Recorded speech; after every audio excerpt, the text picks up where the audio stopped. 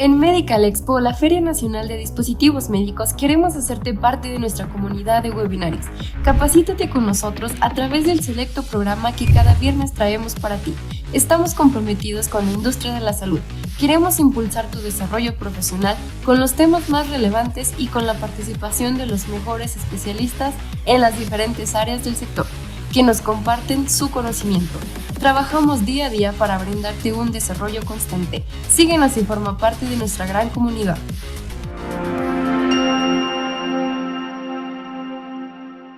Hola, ¿qué tal? Buenos días, bienvenidos, ¿cómo están? Espero se encuentren excelente. Bienvenidos a un webinario más de esta tercera semana en Medical Expo. Mi nombre es Gabriela Cervantes y les doy la bienvenida. Quiero comentarles que ya pueden hacer su registro a la sexta edición de Medical Expo, que será en Guadalajara, en el recinto Expo Guadalajara los días 20, 21 y 22 de marzo. De igual manera, en la página de Medical Expo podrán generar su registro a esta sexta edición. Les recuerdo que durante la presentación pueden hacer preguntas y comentarios sobre el tema del día de hoy y nuestro invitado les atenderá respondiendo al final de su presentación. Bueno, ahora pasamos a darle la bienvenida al doctor Ernesto Alejandro Lozano Sabido, médico internista, quien es médico por parte de la Universidad Autónoma de Baja California, médico interno por parte de la Universidad de Guadalajara, Centro Médico Nacional de Occidente, profesor titular de la especialidad en medicina interna del Hospital General Regional 45 y secretario de Actividades Científicas Académicas de la Asociación Jalisciense de Médicos Internistas. Les comparto que ACMI, esta asociación, se conforma de médicos internistas certificados de diferentes instituciones médicas locales y nacionales, con la firme convicción de promover la práctica médica profesional con estricta integridad ética, mostrando la más alta calidad. Y bueno, les compartimos el tema tan interesante el día de hoy, que es la complejidad en medicina interna. Démosle la bienvenida al doctor Alejandro. Doctor, adelante. Es todo suyo el público. Puede iniciar. Muchísimas gracias por la presentación. Es un honor estar con ustedes y agradezco muchísimo la invitación. ¿Sí? Decidí hablar de este tema porque parece que día a día la medicina se hace más difícil. Hay más temas, hay más, hay más tratamientos y los pacientes viven más años. Por lo tanto, aquí va un poco de mis perspectivas. Muy bien, doctor, adelante. Muchísimas gracias. Eh, ¿Se está compartiendo la pantalla de forma adecuada? Sí, correcto. Así es. Ok, perfecto. Bueno, como bien dijo Gabriela, yo soy el doctor Ernesto Alejandro Lozano Sabido, egresado de Tijuana, Baja California y médico internista de la Universidad de Guadalajara, aquí en Centro Médico Nacional de Occidente. Es invariable que la relación humano-enfermedad ha existido desde toda la vida. Sin embargo, la forma en la que percibimos la enfermedad sí ha cambiado a través de los años y parece ser en el último siglo ha cambiado muchísimo más. Parece ser que las personas tienen diferentes enfermedades, los doctores tenemos diferentes ideas de estas enfermedades y las enfermedades tienen un significado diferente ante la sociedad. Y definitivamente tenemos esa sensación de que la medicina se ha vuelto más complicada. Más medicamentos definitivamente, los pacientes viven más, ingresan más al hospital, tienen más complicaciones. Sin embargo, ¿ha aumentado la mortalidad? No parece serlo y parece que somos nuestro propio enemigo. Somos víctimas de nuestro propio éxito en el mejorar las condiciones de salud de nuestra población. Sin embargo, cada vez nos enfrentamos a nuevos retos e identificarlos, definirlos y medirlos nos van a ayudar a ser mejores médicos. ¿Sí? Creo que tampoco hay duda en que la medicina tiende, y siempre se nos ha dicho, que es un proceso biopsicosocial. Sin embargo, si incluimos ideas políticas y económicas, podríamos tener un entendimiento un poco más profundo de lo que es la enfermedad actualmente. Bien lo dice en Perspectivas del New England, un artículo que salió en el 2012 que hace un recuento de las enfermedades en los últimos 200 años. Lo que veíamos antes no lo vemos ahorita, o mínimo no lo definimos de la misma manera. Aquí vemos un cuadro de causas de muerte en 1811. Son síntomas que actualmente nunca los consideramos como causa de morbilidad ni de mortalidad, simplemente parte de una enfermedad. Sin embargo, en 1811 era el estándar de diagnóstico que se existía, ¿no? Por ejemplo, la diarrea, el decaimiento, la debilidad, calambres estomacales o la apoplejía, que ni siquiera una definición constante. Bien pudo haber sido un síncope, una muerte súbita, un EBC, realmente no era una definición. Actualmente las definiciones nos ayudan a establecer mejor la enfermedad y por lo tanto mejores tratamientos. Entonces, ¿se ha vuelto o no se ha vuelto más complicada la medicina? No es simple percepción. Y la verdad es que Perry Wilson en su columna de Medscape lo corrobora y nos dice, no, no es percepción. Y tenemos estudios que avalan esta complejidad de la medicina interna. Existe un estudio muy bonito publicado en el 2024, en enero, reciente, en JAMA. Es un estudio de Canadá, se realizó en British Columbia y se analizaron las hospitalizaciones de 15 años, 3.4 millones de hospitalizaciones. ¿Qué observamos? Que al final de estos 15 años, nuestros pacientes son 3 años más viejos, tienen un doble de riesgo de tener enfermedad renal, tienen un 70% de padecer diabetes, tienen mayor tiempo de hospitalización, mayor riesgo de presentar efectos adversos, mayores hospitalizaciones, pero mayor mortalidad, no, mayor mortalidad no. Aparentemente llevamos un muy buen control de mortalidad con los avances científicos médicos, pero tenemos que identificarlo.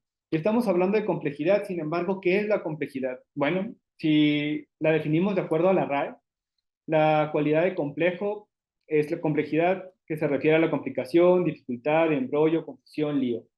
Sin embargo, si nos remontamos al latín, vamos a encontrar que la definición etimológica de complexere, interconectado, tiene más sentido en la definición que queremos desde el punto de vista clínico médico. Y a final de cuentas, vamos a jugar un Tetris con la enfermedad, donde vamos a tomar en cuenta todos los contextos del paciente para poder diagnosticarlo de manera adecuada.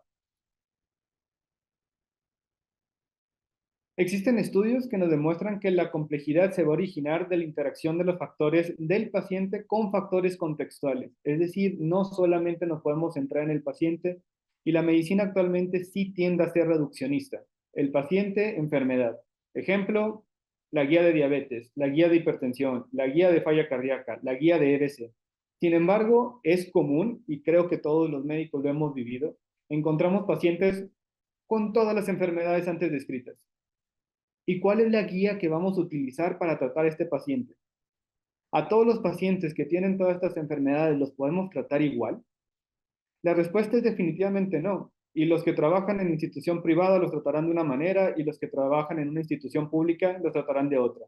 ¿Uno es mejor que otro? No, realmente no es mejor o peor, simplemente es contextualizar la vida del paciente, las características del sistema de salud y por lo tanto abordarlo de una manera totalmente cambiante. La complejidad clínica como tal lo vamos a ver que se define por diferentes maneras, ¿sí? Vamos a ver que tiene factores individuales que interactúan dinámicamente. Este dinamismo va a hacer que las propiedades sean cambiantes y la suma siempre va a ser importante que cada uno de los factores. Por lo tanto, la palabra clave de la complejidad clínica va a ser la interconexión, la capacidad de conocer estas conexiones, de su sentido y su linealidad o no linealidad, nos van a ayudar a predecir o no poder predecir los eventos futuros. Entonces, parece ser que esto no es tan predecible como nosotros quisiéramos que fuera. Y bien lo decía William Osler, el padre de la medicina interna. La medicina interna es la ciencia de la incertidumbre y el arte de la probabilidad. Y eso es lo que vamos a hacer. Vamos a jugar con probabilidades, vamos a jugar con la interconexión, vamos a identificarla y vamos a ver un mejor resultado para el paciente. Y esta complejidad clínica, ¿cómo la podemos medir o cómo sabemos que existe? Bueno, vamos a dividirla para su estudio en factores biológicos y en factores sociales. Dentro de los determinantes biológicos, vamos a encontrar que los comórbidos y la multimorbilidad se han llevado gran parte del aspecto de la complejidad clínica.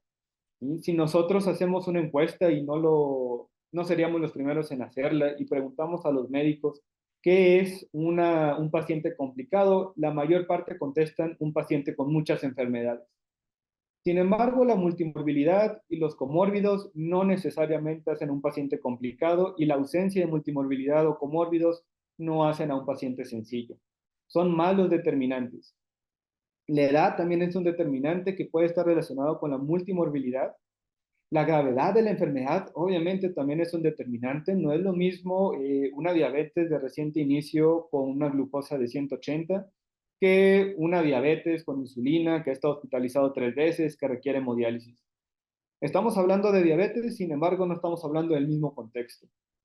La fragilidad que la vamos a definir para esta presentación como una alteración en la reserva funcional. Es decir, nuestros órganos ya no están funcionando al 100%, están funcionando a menor porcentaje de lo que deberían de funcionar. Una salud mental que la podemos ver desde el punto de vista de enfermedad psiquiátrica o simplemente como parte del día a día de nosotros, ¿sí? La ansiedad, el miedo, la depresión van a afectar de cómo se percibe esto. Y no solamente es la enfermedad, sino también cómo nosotros percibimos la enfermedad, cómo percibimos nosotros la depresión, cómo percibimos nosotros la ansiedad. Muchas enfermedades psiquiátricas o en muchas enfermedades orgánicas que ahorita conocemos, antes se consideraban psiquiátricas. Ejemplo, la epilepsia. ¿Qué cambió? Entendimos los mecanismos, entendimos cómo funciona, ya dejó de ser enfermedad psiquiátrica, ahora es una enfermedad orgánica. ¿Qué va a pasar con la salud mental en los siguientes años? Probablemente sigamos aprendiendo y tengamos una mucho mejor percepción de lo que es la salud mental y podamos tratarla de una mejor manera. Y la resiliencia, la capacidad del paciente para poderse recuperar de una enfermedad. Si tiene la capacidad de recuperarse, pues obviamente va a ser menos complejo que un paciente que no tiene capacidad de recuperarse. Ahora, ¿la edad nos da mayor morbilidad? Sí, definitivamente. Sin embargo, cumplir años no significa que vamos a estar más enfermos. Va a depender también de nuestro contexto, de nuestra alimentación, de nuestra actividad física, de nuestra genética. ¿Y tener más enfermedades nos va a llevar a más enfermedades? Sí, la respuesta es sí. Y ahorita entendemos el por qué, ¿sí? Por eso es común encontrar tanta morbilidad en nuestra población. Y siempre hemos considerado que el paciente anciano, el paciente geriátrico, mayores de 60, 65 años, son los pacientes que tienen muchas enfermedades. ¿Es esto cierto? No. Y esto es algo que debemos de cambiar. Si queremos realmente ver la complejidad del paciente y actuar de una manera adecuada, tenemos que entender que el 50% de la población menor de 65 años ya tiene 2 o más enfermedades. Y pacientes menores de 20 años en México, el 50% ya es hipertenso. No todos saben que son hipertensos. Esto se hace en las encuestas más recientes que lo pueden leer en este antiincremento de hipertensión y diabetes de Medscape en el 2023.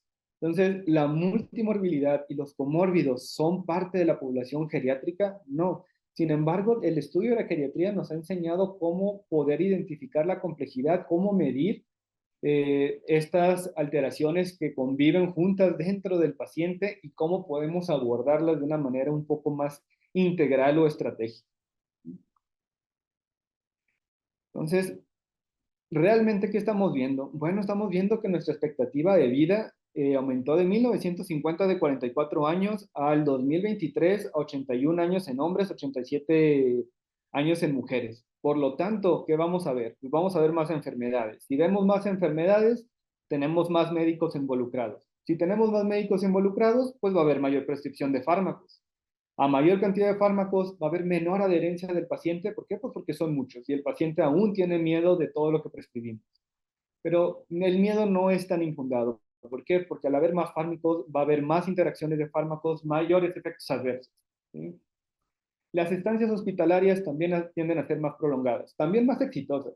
Sin embargo, nos cuesta más trabajo poder llegar a la curación del paciente y poderlo dar de alta en condiciones óptimas, ¿sí? Al tratar patologías muchísimo más graves y ser exitosos en la curación de estas, pues obviamente el paciente también es egresado en una condición muchísimo más frágil y con mayor capacidad de reingresar. Entonces, Estos son los retos a los que nos enfrentamos. Entonces, ¿cómo podemos abordar esto desde la perspectiva médico-clínica? ¿Cómo podemos mejorar la adherencia a fármacos? ¿Cómo podemos mejorar la prescripción de fármacos, las estancias hospitalarias, los reingresos? ¿Tenemos estrategias? Sí, la verdad es que sí las tenemos. ¿No son las mejores? No. ¿Por qué? Porque apenas estamos entendiendo lo que es la complejidad de la medicina interna y tenemos que cambiar del aspecto reduccionista a un aspecto muchísimo más integral. También tenemos determinantes sociales, ¿sí? Los determinantes sociales, pues obviamente va a tener mucho que ver con el nivel socioeconómico de nuestro paciente, con factores culturales, con factores ambientales y con factores conductuales.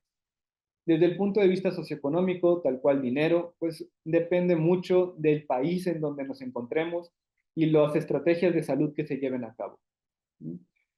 Todos los países tercermundistas no nos comportamos de la misma manera, todos los países de primer mundo no se comportan de la misma manera, no todos tenemos el mismo sistema de salud, todos tratamos de buscar de alguna manera el bienestar poblacional. ¿Sí? La medicina privada no difiere de esto, vamos a buscar el bienestar poblacional, no con las mismas herramientas y por lo tanto hacemos ajustes respecto a esto.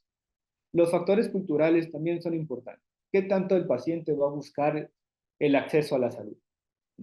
Y lo podemos ver dentro de nuestro mismo México. No responde de la misma manera el de un estado que de otro estado. Algunos acuden al médico por una gripa y otros no acuden aunque tengan una fractura. ¿De qué depende esto? Cultura. Factores ambientales. No es lo mismo el calor que el frío. Así de sencillo. ¿Sí?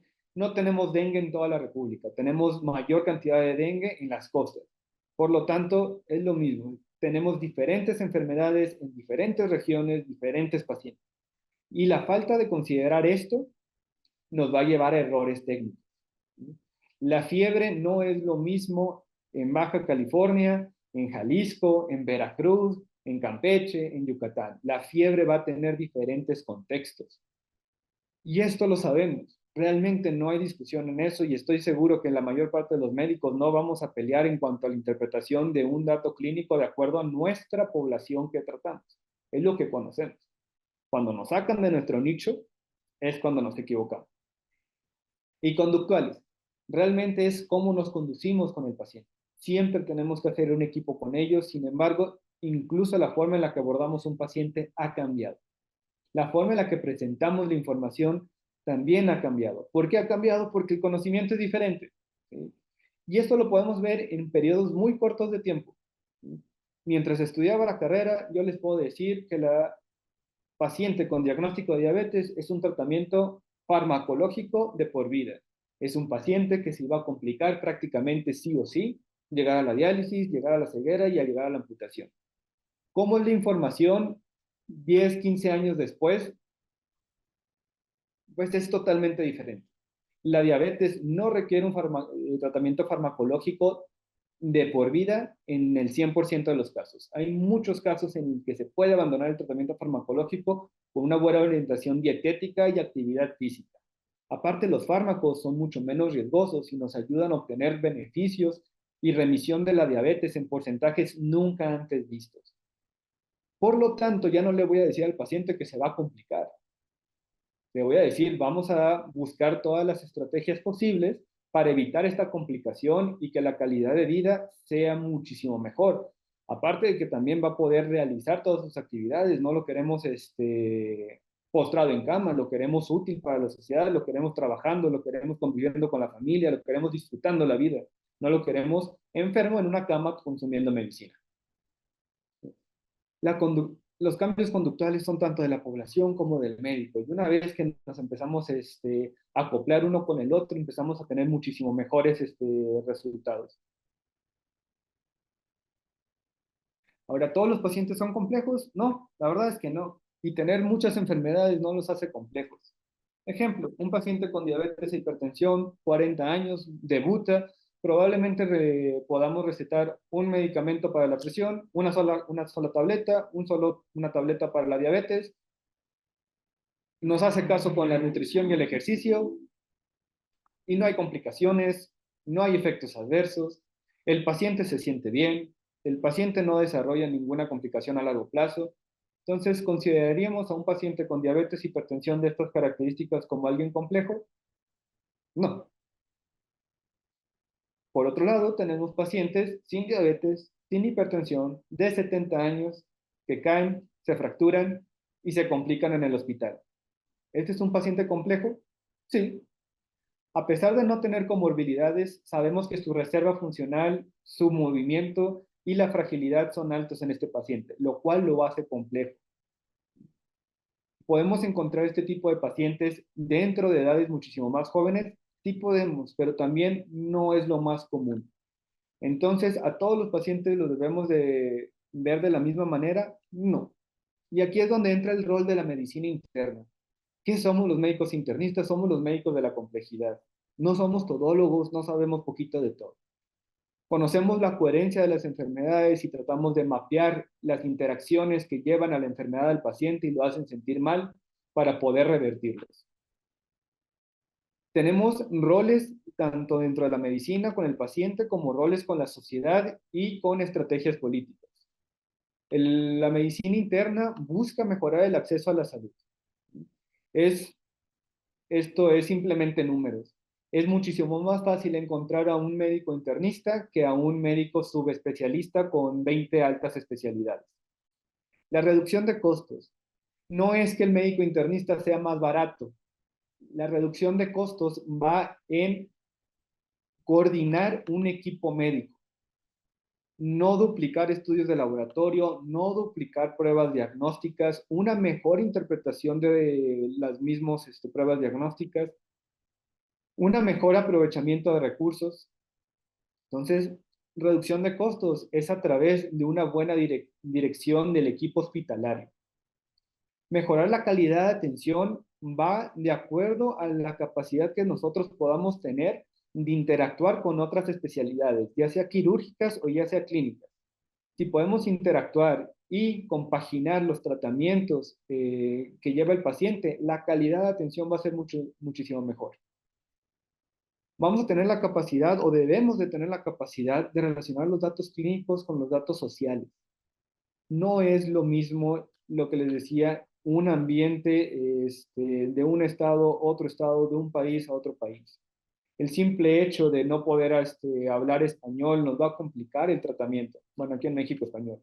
Y tenemos muchos pacientes que no hablan la lengua español, pero sí hablan alguna lengua indígena. Tenemos ambientes cambiantes y dinámicos. Tenemos que saber reconocerlos y cambiar y adaptarnos conforme cambie el ambiente. Médico que se queda estancado y fijo es un médico que está destinado a fracasar y caer, ya no ser tan efectivo como médico.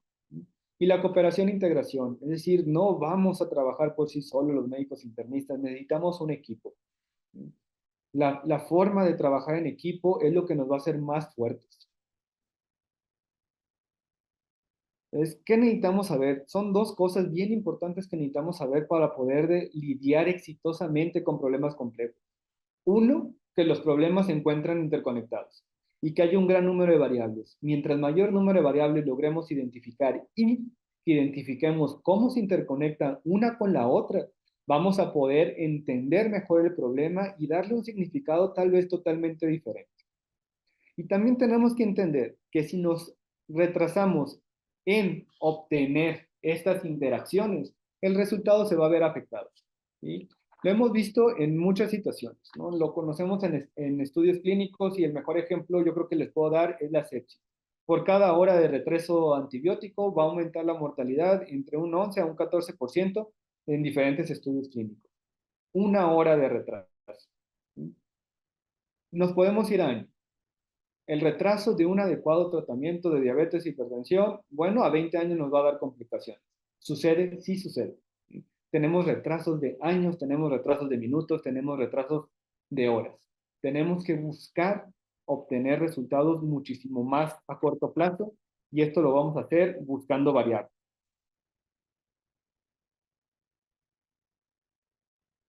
¿Qué debemos de saber? Uno, debemos saber que las guías de práctica clínica, las guías europeas, americanas, indias, chinas, japonesas, las que ustedes quieran ver, tienden a ser guías reduccionistas. ¿Son malas? No, no son malas. Son muy buenas, las debemos de conocer, sí. La verdad es que a mayor conocimiento tengamos, mayor conocimiento vamos a tener de interacciones de las enfermedades entre ellas mismas. Sin embargo, no todos los pacientes van a aplicar, más bien la guía no va a aplicar al paciente. Lo que les puedo decir es que más o menos un 70-80% de los problemas clínicos del paciente lo podemos resolver con una guía de práctica clínica o lo podemos resolver con alguna guía internacional. El otro 20-30% restante va a depender de la habilidad que tengamos de resolver problemas que no están estipulados en la guía. No lo vamos a resolver con medicina de yo creo. Lo vamos a resolver con medicina basada en evidencia y conociendo las interacciones entre las enfermedades. Tenemos que considerar todos los padecimientos simultáneamente y este es un problema que yo veo constantemente. El paciente hipertenso, diabético, con dolor de cabeza, se busca ver de una manera reduccionista y le damos medicamento para la hipertensión, para la diabetes, y no le preguntamos si está durmiendo bien o si se siente bien o cómo está su ambiente familiar. Y probablemente todo sea fruto de todo. Actualmente sabemos, por ejemplo, que el sueño es importantísimo en el desarrollo de las enfermedades. Pacientes que no duermen bien o pacientes que tienen turnos nocturnos tienen mayor incidencia de hipertensión, mayor incidencia de diabetes, mayor incidencia de apnea del sueño. Entonces, y esta mayor incidencia de apnea del sueño nos va a dar mayor depresión. Y esta mayor depresión nos va a empeorar la hipertensión y la diabetes. Entonces, o tratamos al paciente completo o el paciente no va a llegar a su bienestar psicosocial. Y de hecho, Salisbury en el 2018 publica un estudio que aborda a los pacientes y les hace encuestas de calidad de vida posterior a ajustarle el tratamiento médico, quitar polifarmacia, posterior a ver los efectos psicológicos y posterior a ver los efectos médicos. Y el paciente no sintió mejoría de la morbilidad, se siguió sintiendo mal. Entonces, ¿eso qué significa? Que tenemos que ampliar un poco nuestra visión, ver los aspectos sociales, los aspectos económicos del paciente y tratar de ayudar, ¿sí? Más que nada, también la prescripción de medicamentos va a tener que estar enfocada a qué tanto podemos gastar o ahorrar con el paciente. Otra cosa que tenemos que ver es el manejo agresivo de factores de riesgo. Tenemos metas de tratamiento bien establecidas de colesterol, triglicéridos, en diferentes contextos de enfermedades. Equivocarnos en el contexto nos puede llevar a una carga terapéutica inapropiada. No es lo mismo el paciente diabético hipertenso con riesgo de infarto que el paciente diabético hipertenso que ya se infartó 5 veces. Obviamente la calidad de vida, los medicamentos tienen que variar. Tender a seguir las mismas guías de tratamiento en los dos pacientes no es correcto. Y siempre hemos sabido, y siempre nos han dicho, hay que individualizar el tratamiento del paciente. Sí, claro. ¿Cómo? La pregunta es el cómo. No existe una guía médica que nos ayude a individualizar de una manera correcta a un paciente complejo. Por lo tanto, darle visibilidad al problema, saber definir la complejidad, obviamente nos va a llevar a nuevos estudios clínicos que nos van a empezar a dar pautas, guías de cómo tratar a un paciente. Hasta ahorita les puedo decir que lo que les estoy presentando es todo lo que se conoce de complejidad. Se han hecho muchos estudios de tratar de medirla. Se han hecho guías de cómo abordar la complejidad. Sin embargo, la complejidad, al incluir muchas enfermedades, es difícil de establecer una guía pauta terapéutica. Pero creo que vamos por buen camino. Y siempre hay que tratar de buscar un beneficio absoluto en el tratamiento prescrito. Un ejemplo que les puedo dar es también el ácido úrico. ¿A todos los pacientes tienen beneficio de reducir el ácido úrico? No. No todos tienen paciente de reducir el ácido úrico. Por lo tanto, no todos son candidatos al tratamiento. Vamos a buscar que a los que sí les demos algún tratamiento para disminución de ácido úrico, le dé un beneficio más allá de corregir un estudio de laboratorio. Otro de los ejemplos es la pravastatina. ¿La pravastatina arregla los estudios de laboratorio? Sí. ¿Disminuye el colesterol? Sí. ¿Da un beneficio a largo plazo con reducción de riesgo cardiovascular? No. Por lo tanto, la prescribo, pues pierde un poco el sentido. Conocer estos factores y poderlos compaginar con el día a día nos va a ayudar a dar mejores tratamientos y tal vez menos cargados para el paciente y el paciente tenga una mejor sensación de bienestar. ¿A quién debemos de tratar? Bueno, y esto lo veo desde el punto de medicina interna. Los pacientes que tienen una complicación de compaginar el manejo con su vida diaria, podemos ayudar a hacer esto un poquito mejor para su calidad de vida. Cuando recibe múltiples cuidados de múltiples servicios, también el médico internista puede ayudar a disminuir la interacción de médicos y optimizar el tratamiento. Así vamos a reducir efectos adversos. Cuando tienen problemas físicos y mentales crónicos, esa combinación también podemos ayudar. Y repito, no se trata de que el médico internista va a resolver todos los problemas del mundo. Simplemente el médico internista va a trabajar en equipo con otras especialidades para poder resolver de una manera más adecuada, integral y con menos interacciones al paciente. El paciente frágil y propenso de caídas también va a ser alguien que podemos ayudar desde el punto de vista de la complejidad médica. Un paciente que acude frecuentemente a servicio de urgencias. Nuestro objetivo aquí es reducir las entradas a urgencias. ¿Cómo lo vamos a hacer? Bueno, diagnosticando toda la complejidad del paciente. ¿Qué es lo que lo está haciendo regresar? ¿Es la enfermedad o es un efecto social? ¿Y cómo lo vamos a resolver? Y la polifarmacia. La polifarmacia también es parte de la medicina interna, que hasta tiempos recientes la mayor parte de las cosas que están viendo en pantalla lo asociaban mucho a geriatría. Pero como ya vimos, más del 50% de los pacientes van a tener estas características y son menores de 65 años. Por lo tanto, medicina interna es la que nos va a ayudar a poder tratar a estos pacientes. ¿Sí? Geriatría, ¿en qué nos ha ayudado? Geriatría nos ha ayudado a entender la complejidad y la verdad es que gran parte de los puntajes que ellos utilizan para evaluar a sus pacientes, la fragilidad, la complejidad, los índices de comorbilidad, los estamos utilizando para los pacientes más jóvenes, porque es un adelanto y vamos a aprender de los que más experiencia tienen. ¿Cuáles son nuestros objetivos en el equipo médico-paciente? Bueno, realmente tenemos tenemos siempre que hacer partícipe al paciente de su enfermedad. El 30% de la falta de control de un paciente va a ser culpa del médico. Otro 30% va a ser culpa del paciente y otro 30% va a ser culpa de, ahora sí que el ambiente biopsicosocial, lo económico, las instituciones y demás. Actualmente, el sistema de salud, de parte del médico, pone mucha carga al paciente y el paciente pone mucha carga al médico. Nosotros podemos hacer una buena prescripción y el paciente no tomar. Nosotros podemos hacer una buena prescripción, el paciente tomarlo, pero no es de fácil acceso. Entonces tampoco sirve.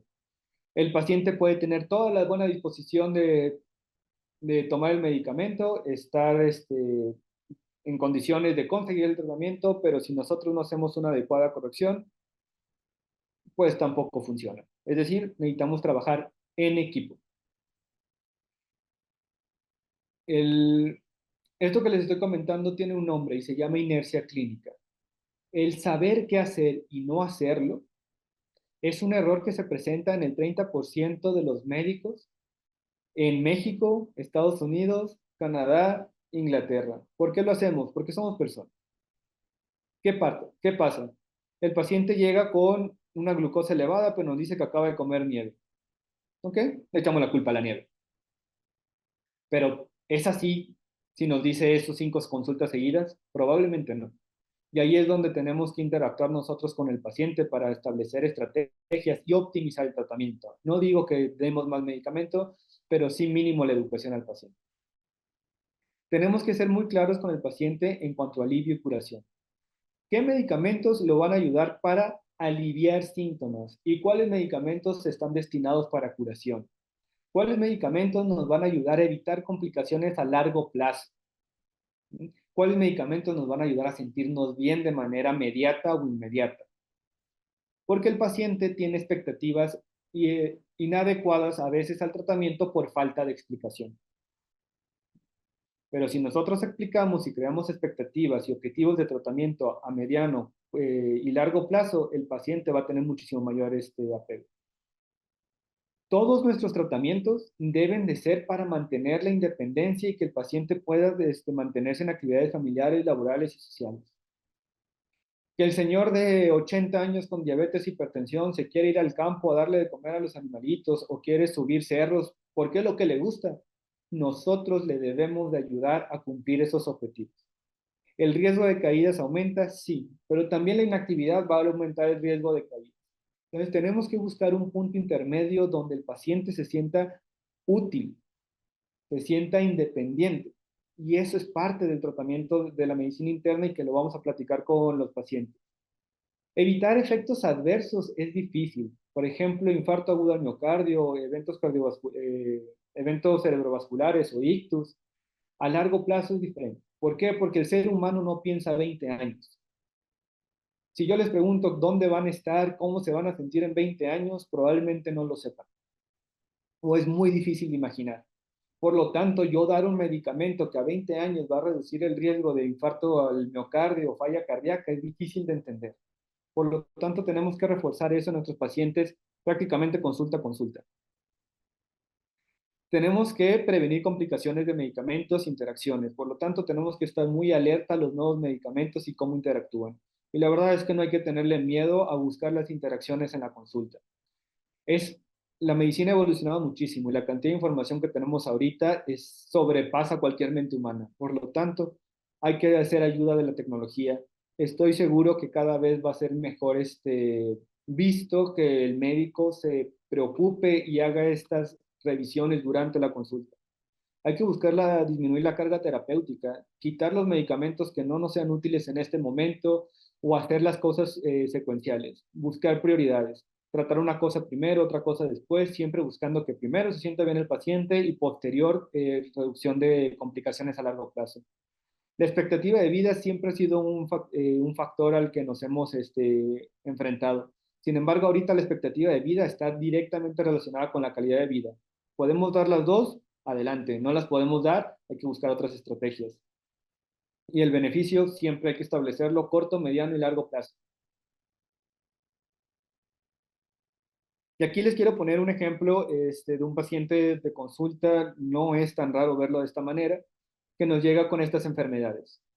Es un paciente que llega con enfermedad pulmonar, llega con cefalea, llega con hipertensión, llega con enfermedad renal, fibrilación auricular, síndrome de falla cardíaca, con diabetes, con obesidad. ¿Y quién lo ve? Lo ve el cardiólogo, lo ve el neurólogo, lo ve el nefrólogo, lo ve el médico familiar y lo ve el médico internista.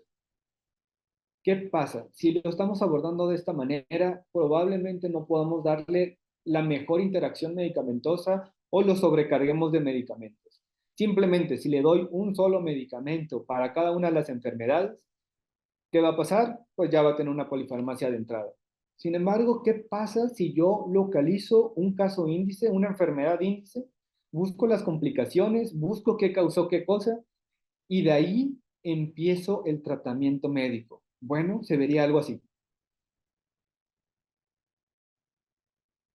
Donde vemos que la enfermedad pulmonar obstructiva crónica, por resistencia al paso de sangre a nivel capilar, nos genera un síndrome corazón pulmonar o col pulmonare, que es una síndrome de falla cardíaca con la fracción de eyección del ventrículo izquierdo preservada. ¿Esto qué nos va a llevar? Bueno, el síntoma pivote del síndrome corazón-pulmón es la congestión venosa. Al tener mayor congestión a nivel venoso, vamos a tener niveles de presión arterial más altos. Al tener niveles de presión más altos y al tener una falla cardíaca, un síndrome de falla cardíaca, el riñón va a sufrir. Por lo tanto, vamos a tener un síndrome cardiorenal tipo 2 y la dilatación. Y todo esto estresa al corazón derecho, nos va a llevar a la dilatación de aurículas, principalmente la aurícula derecha, que nos va a llevar a la fibrilación auricular y un riesgo alto de evento cerebrovascular o de ictus.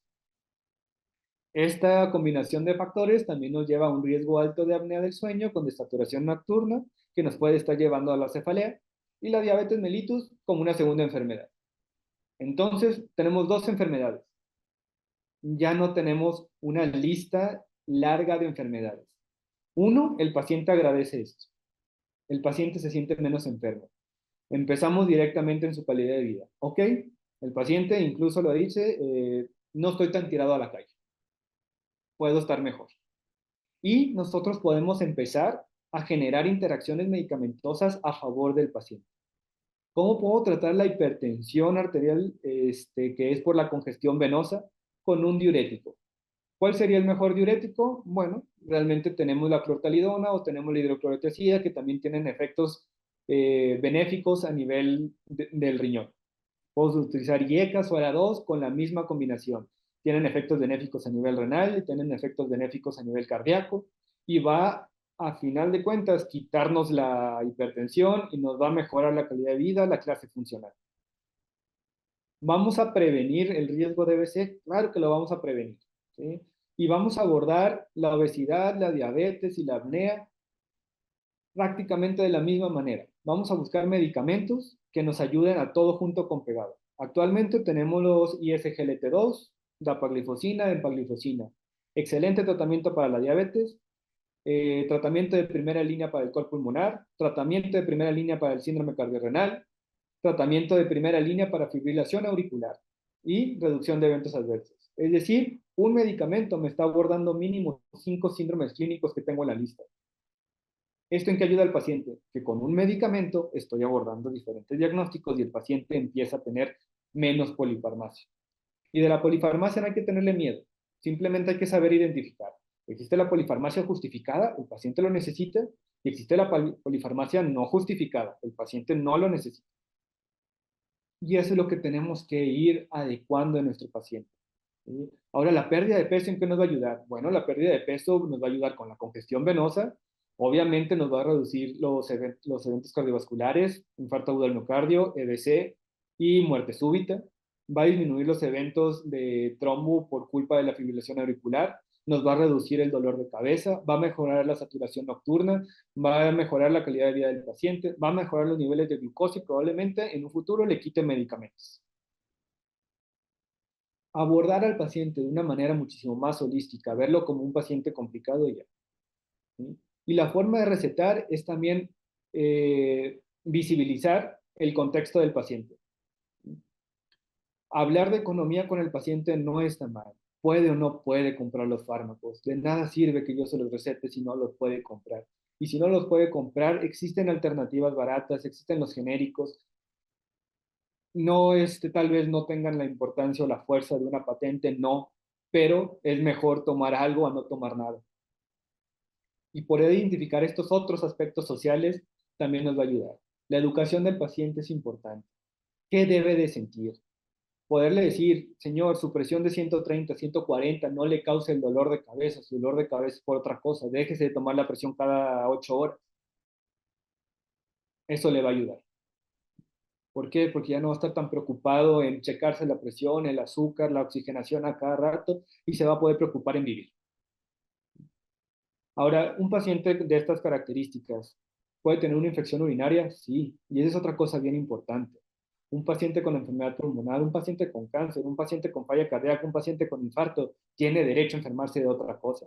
Y ese es otro de los errores que tenemos en la complejidad médica. Una vez que encasillamos a un paciente en un diagnóstico, difícilmente lo queremos sacar de ahí. Denle permiso a los pacientes de enfermarse de otras cosas y ayúdenlos a resolver sus nuevos síntomas. ¿Sí? No todo tiene que ser crónico y no todo tiene que ser agudo, simplemente saberlos identificar de manera adecuada en el tiempo adecuado.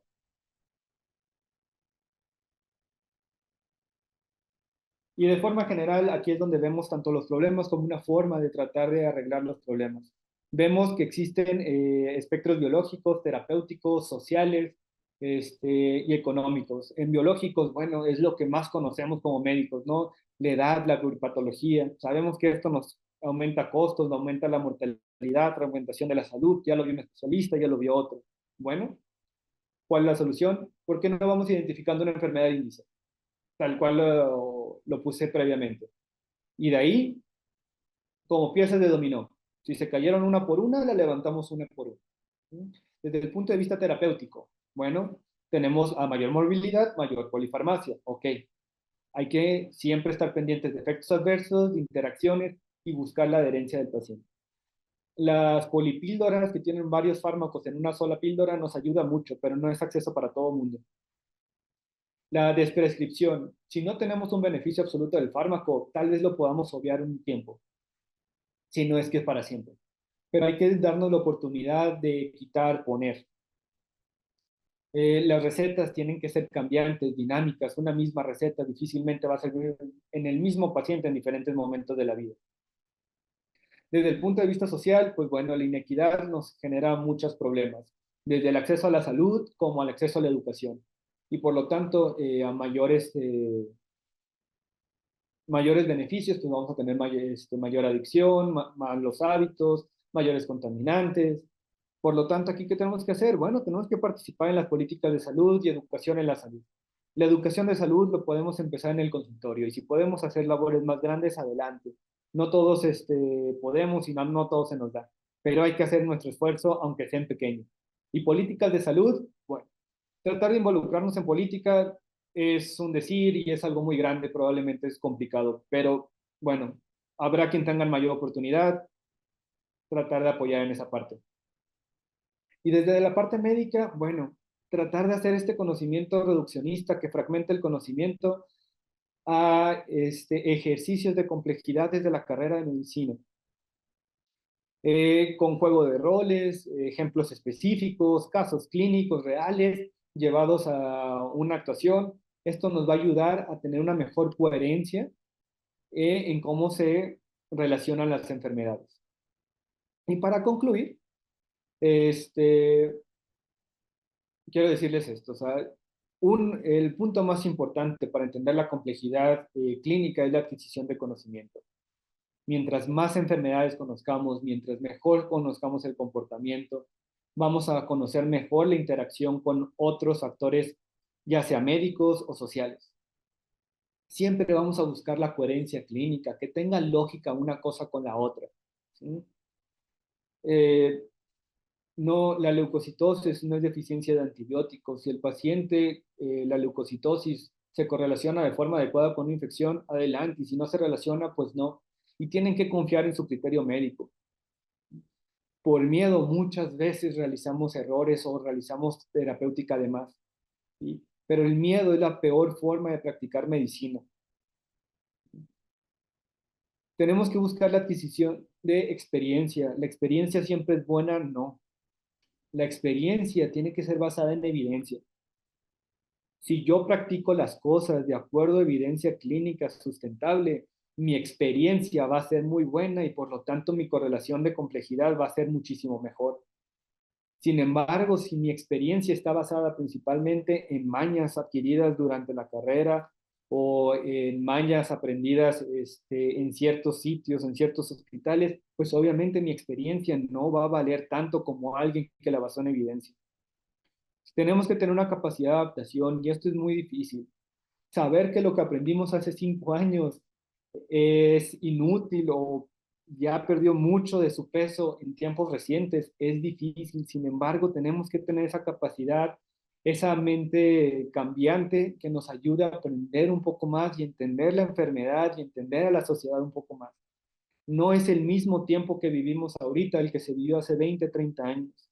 Nuestra niñez no se compara con la niñez de ahorita, por lo tanto, si no entendemos cómo evoluciona la sociedad, no nos vamos a poder adaptar. Tenemos que buscar impactar en la organización de los sistemas de salud, no solamente nuestro paciente, ver cómo podemos mejorar nuestro hospital, nuestra clínica, nuestro país. Y entender que medicina interna no es la medicina del todo, es la medicina con la especialidad en la complejidad. Muchísimas gracias. Muchísimas gracias, doctor, por este tema tan interesante y justamente como lo menciona, la complejidad de medicina interna y ver cómo este panorama y sobre todo que como pacientes también necesitamos esa atención especializada que ustedes nos pueden dar. Muchas gracias y vamos a pasar a la sesión de comentarios y de preguntas. Y le comparto que tenemos algunos de ellos, sobre todo comentarle que tenemos gente unida de Tabasco, de Campeche, de Puebla, de Ciudad de México, Estado de México, de Boston, de aquí de Jalisco y de algunos otros estados y partes de la República Mexicana. Excelente información, comentan. Un tema muy importante que se abordó. Gracias, excelente tema, entre otros. Tenemos algunos comentarios específicos. Marta Elena Hernández comenta, el trabajo en equipo es algo muy importante y con algunos compañeros es difícil de entender. ¿Tiene algún comentario al respecto, doctor? Sí, o sea, lo principal del trabajo en equipo debemos de entender que somos personas. Cuando podemos seleccionar nuestro equipo, la verdad es que todo fluye increíblemente bien porque somos personas compatibles. Sin embargo, el trabajo en institución tiende a ser complicado. Lo mejor que podemos hacer aquí es realizar nuestro trabajo de forma sencilla y sin prejuicios. Es decir, las notas médicas han demostrado que las interacciones adversas o las interacciones entre especialistas disminuyen. Más bien la parte mala.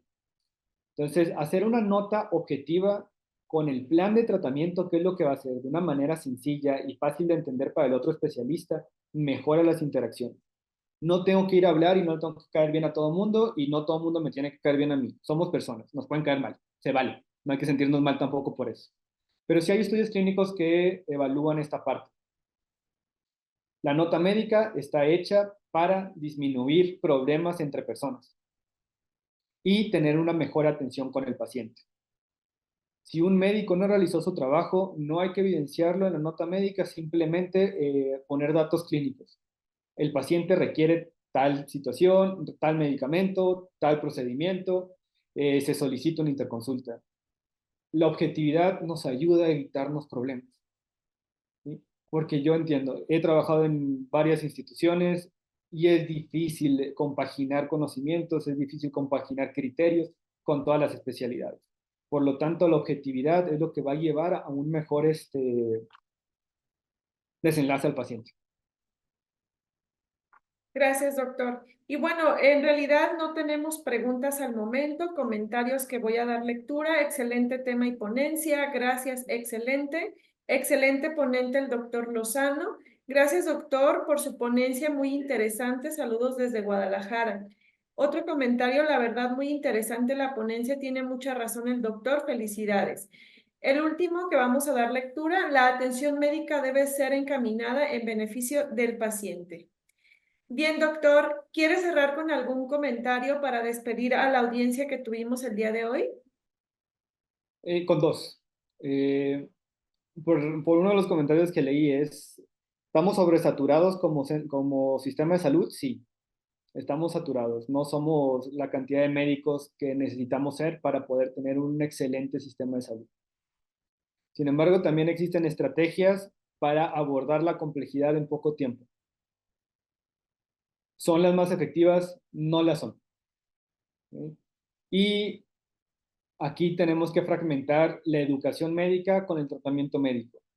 Es decir, lo ideal es que el médico pudiera hacer todo en la consulta y explicarle al paciente.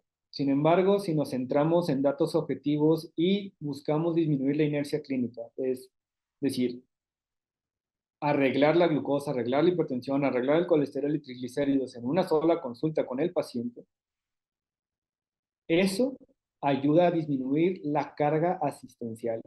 ¿Sí? Sí existen estrategias. Realmente veo pocos hospitales que apliquen estrategias para reducir cargas asistenciales y ahí es donde deberíamos entrar para modificar políticas. Y segundo, dar gracias por sus comentarios. De nuevo agradecer la invitación y el espacio y queda a sus órdenes. Muchas gracias, doctor. Y les comento a nuestro público que la Asociación Jalisciense de Médicos Internistas participarán con programa académico durante Medical Expo el próximo 20, 21 y 22 de marzo. Los esperamos, se pueden ya registrar a la expo y buscar el programa académico que se desarrollará por parte de esta asociación. Antes de despedirnos, les comento que para su constancia, si tienen alguna situación con ella, pueden mandarnos mensajito en redes sociales o al grupo de WhatsApp para estar apoyándoles en la descarga. Este link se vence en 24 horas, solo tienen este tiempo para poder descargarlas.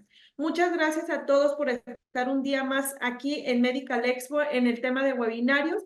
Les comento que a las 11:30 tendremos el tema, el desafío de la soledad en profesionales de la salud. Los esperamos. Muchas gracias, doctor. Gracias a todos. Excelente fin de semana. Hasta la próxima. En Medical Expo, la Feria Nacional de Dispositivos Médicos, queremos hacerte parte de nuestra comunidad de webinarios. Capacítate con nosotros a través del selecto programa que cada viernes traemos para ti. Estamos comprometidos con la industria de la salud. Queremos impulsar tu desarrollo profesional con los temas más relevantes y con la participación de los mejores especialistas en las diferentes áreas del sector, que nos comparten su conocimiento. Trabajamos día a día para brindarte un desarrollo constante. Síguenos y forma parte de nuestra gran comunidad.